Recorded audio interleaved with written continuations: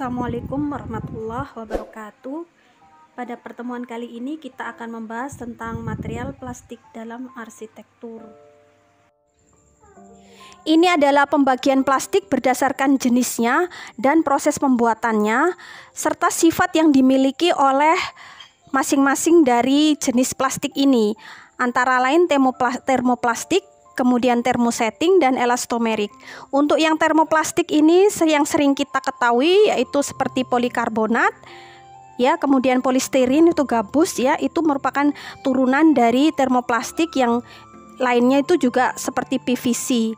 Kemudian yang kedua itu jenis termosetting, dan yang ketiga adalah elastomerik. Ini yang paling sedikit jenisnya. Untuk sifat dari masing-masing jenis plastik seperti termoplastik itu melunak pada pemanasan dan dia kembali kepada ketika pendinginan. Kemudian termosetting itu tidak melunak dengan adanya pemanasan, kemudian dia hanya akan hangus dan terdegradasi jika dipanaskan hingga suhu yang sangat tinggi, ya. Kemudian elastomers ini adalah polimer rantai panjang di mana secara alami rantai molekulnya dapat diluruskan ketika bahannya itu diregangkan dan dia pulih ketika bebannya itu dihilangkan. Nah, ini adalah sifat dari ketiga jenis plastik tersebut. Proses pembuatan dari salah satu jenis plastik yaitu termoplastik dengan menggunakan proses continuous. Yang pertama itu adalah butiran plastik dimasukkan ke dalam pemanas, kemudian dalam corong yang lain udara dimasukkan sehingga plastik silinder terbentuk, kemudian digulung dalam lembaran datar. Kemudian yang terakhir adalah ketika lembaran datar sudah terbentuk, maka proses laminasi dilakukan, yaitu dengan memanaskan secara bersama 2 atau lembaran termoplastik.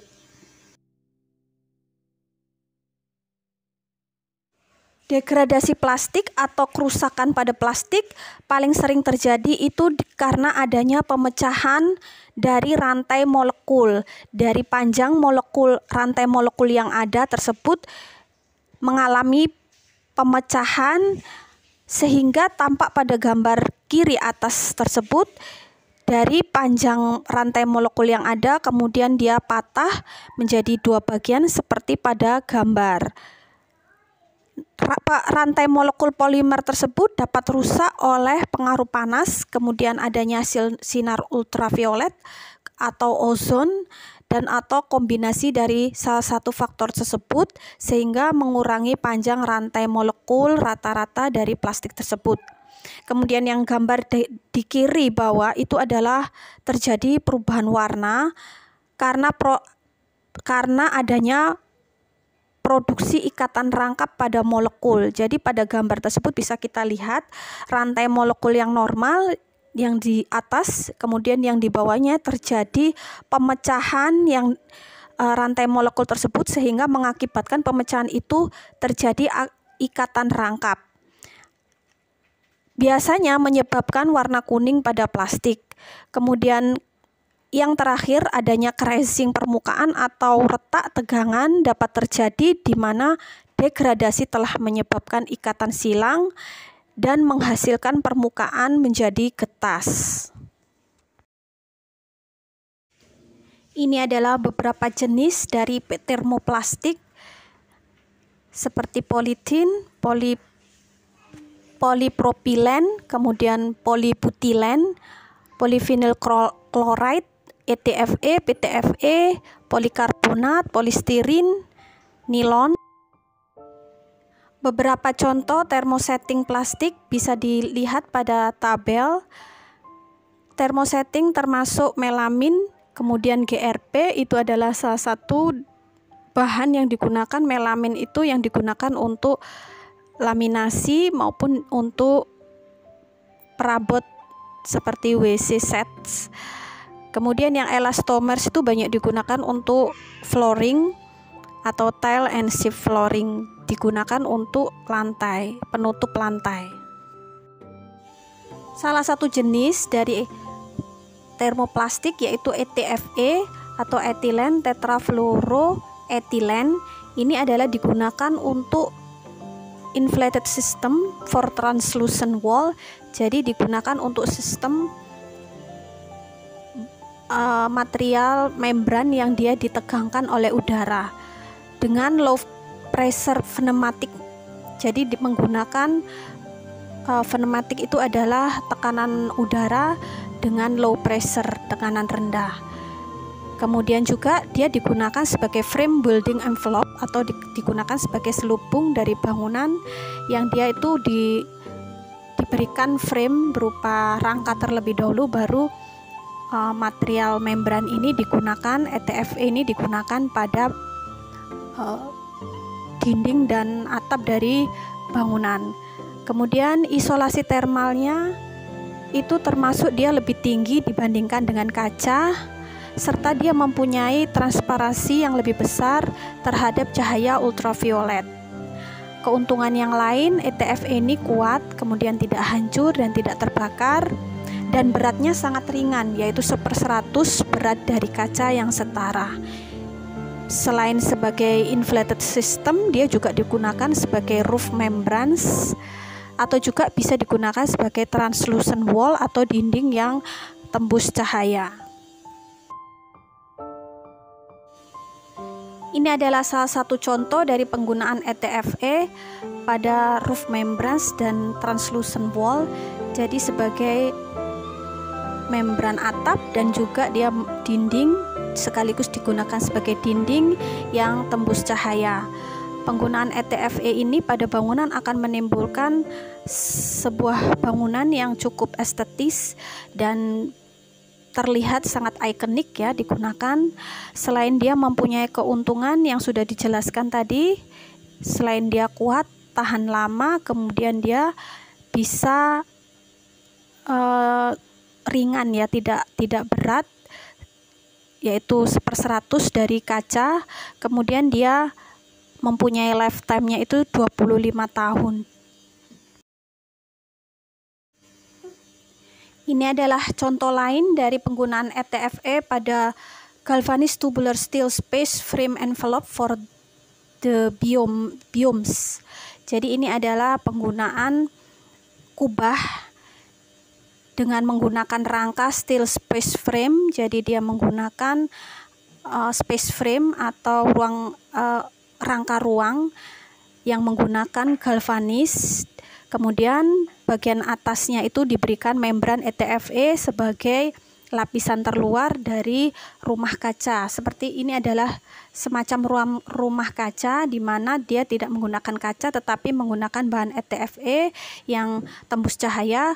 Kemudian dia juga fungsinya merupakan sebuah rumah yang dia itu digunakan untuk shelter atau kubah dari tanaman di Eden Center, Cornwall.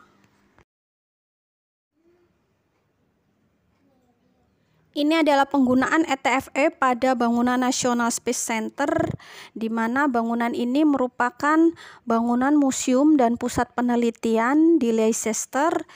Bisa kita lihat penggunaan membran ETFE pada permukaan dari bangunan tersebut dan memberikan bentuk yang cukup estetis dan ikonik pada bangunan tersebut.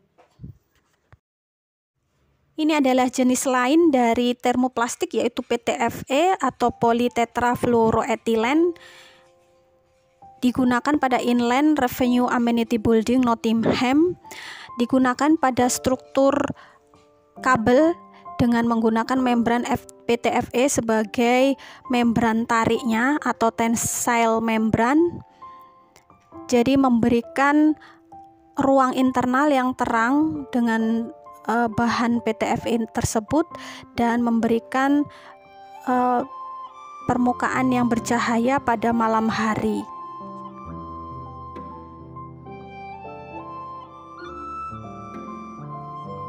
Penggunaan PTFE yang lain pada Burj Al Arab Hotel Dubai dapat kita lihat penggunaan PTFE, membran PTFE pada bangunan tersebut, dan kain dari PTFE tersebut mengandung glass fiber atau serat kaca dan pada bangunan dilapisi dengan teflon. atau lapisan teflon.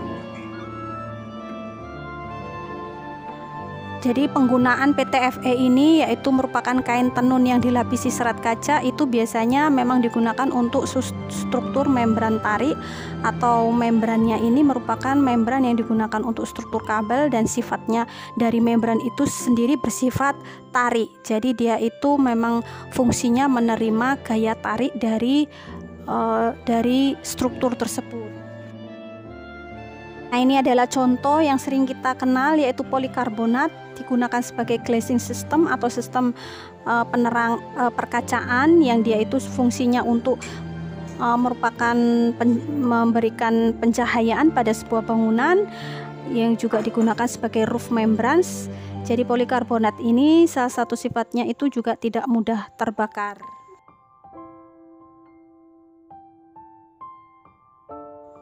Ini adalah salah satu contoh lain dari jenis termoplastik, yaitu polymethyl methacrylate, digunakan untuk beds, shower trays, kitchen sink, glazing, kemudian roof light, digunakan untuk pencahayaan dalam bangunan. Masih contoh dari polistirin dari termoplastik, yaitu digunakan gabus ya, digunakan untuk bed and shower panels, kemudian dekoratif expanded polystyrene tiles, itu digunakan untuk dekoratif ya, dekorasi pada bangunan. Untuk penggunaan thermosetting plastik merupakan jenis kedua dari plastik, itu yaitu yang sering kita kenal, yaitu melamin. Melamin ini kalau dalam bangunan digunakan sebagai laminasi, yang digunakan sebagai overlay untuk bahan bangunan seperti MDF atau triplek. Jika kita lihat pada gambar, lapisan melamin itu diaplikasikan pada bagian atas, kemudian lapisan kedua itu bisa digunakan dekoratif layer itu berupa veneer kayu, kemudian yang bawahnya itu adalah phenolic treated craft paper.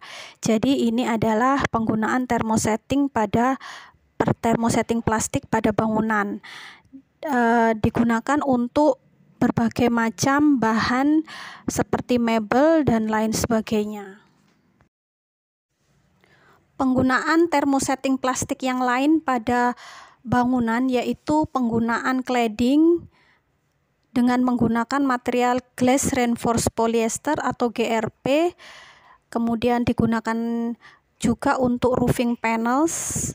Pada gambar yang atas kiri itu merupakan molding dari atau cetakan dari GRP tersebut. Yang di kanan itu adalah contoh dari roofing panels dari GRP. Dan berbagai macam juga penggunaan thermosetting pada spa beds, kemudian tangki air ya, dan lain sebagainya. Dekoratif tiles and panels juga menggunakan thermosetting plastik juga. Jenis terakhir dari plastik yaitu elastomers, terbagi menjadi rubber, butyl rubber, dan nitrile rubber. Untuk rubber digunakan untuk flooring, kemudian door sills dan anti vibration bearings. Untuk floorings itu adalah cover dari lantai, biasanya digunakan untuk di gambar bisa kita lihat untuk kamar mandi kering ya, kemudian bisa juga untuk lapangan olahraga indoor. Kemudian butyl rubber itu digunakan untuk seat liners to water features and landfill sites. Jadi digunakan untuk lembaran dari butyl rubber tersebut digunakan untuk sebagai anti air ya, jadi bisa juga digunakan di dak-dak dari lantai atas supaya dia tidak tembus air atau tidak mengalami, atau dia merupakan lembaran yang anti air, tidak mengalami kebocoran pada dak tersebut. Kemudian yang nitrile rubber itu juga sama, digunakan juga untuk tile and sheet flooring jenisnya, tetapi menggunakan nitrile rubber.